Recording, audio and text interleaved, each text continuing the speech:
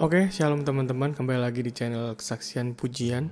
Dan kita akan melanjutkan bacaan kita yang kemarin dari kejadian pertama dan sekarang lanjut ke kejadian yang kedua ya. Langsung aja kita baca sama-sama.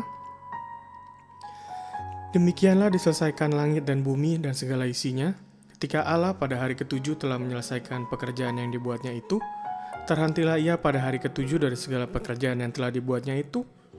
Lalu Allah memberkati hari ketujuh itu dan menguduskannya. Karena pada hari itulah ia berhenti dari segala pekerjaan penciptaan yang telah dibuatnya itu. Demikianlah riwayat langit dan bumi pada waktu diciptakan, ketika Tuhan Allah menjadikan bumi dan langit.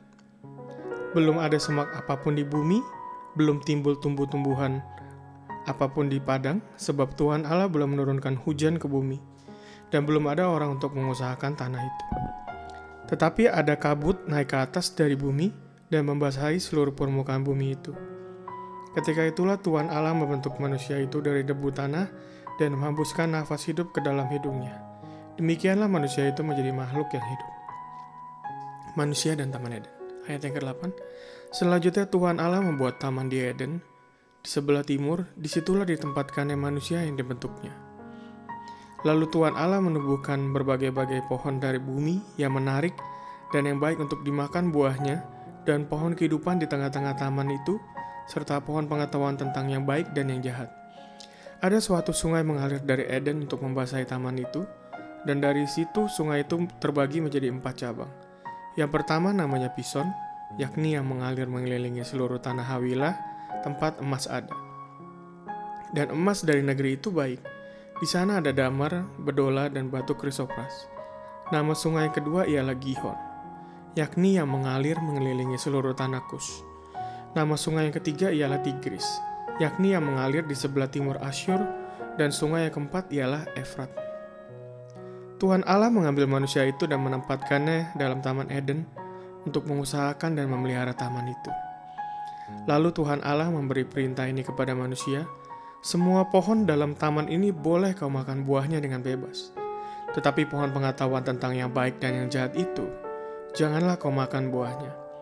Sebab pada hari engkau memakannya, pastilah engkau mati. Tuhan Allah berfirman, tidak baik kalau manusia itu seorang diri saja. Aku akan menjadikan penolong baginya yang sepadan dengan dia.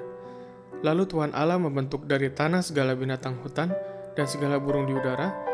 Dibawanyalah semuanya kepada manusia itu untuk melihat bagaimana ia menamainya. Dan seperti nama yang diberikan manusia itu kepada tiap-tiap makhluk yang hidup, demikianlah nanti nama makhluk itu. Manusia itu memberi nama kepada segala ternak, kepada burung-burung di udara, dan kepada segala binatang hutan, tetapi baginya sendiri ia tidak menjumpai penolong yang sepadan dengan dia. Lalu Tuhan Allah membuat manusia itu tidur nyenyak. Ketika ia tidur, Tuhan Allah mengambil salah satu rusuk daripadanya, lalu menutup tempat itu dengan daging. Dan dari rusuk yang diambil Tuhan Allah dari manusia itu, dibangunnyalah seorang perempuan, lalu dibawanya kepada manusia itu. Lalu berkatalah manusia itu, inilah dia, tulang dari tulangku dan daging dari dagingku. Ia akan dinamai perempuan, sebab ia diambil dari laki-laki. Sebab itu seorang laki-laki akan meninggalkan ayahnya dan ibunya, dan bersatu dengan istrinya, sehingga keduanya menjadi satu daging. Mereka keduanya telanjang, manusia dan istrinya itu, tapi mereka tidak merasa malu. Oke, ini dia kejadian kedua yang kita baca pada hari ini, teman-teman. Sekali lagi saya mengucapkan terima kasih buat yang udah mau meluangkan waktunya untuk membaca Alkitab bersama dengan saya di channel YouTube Kesaksian Pujian ini.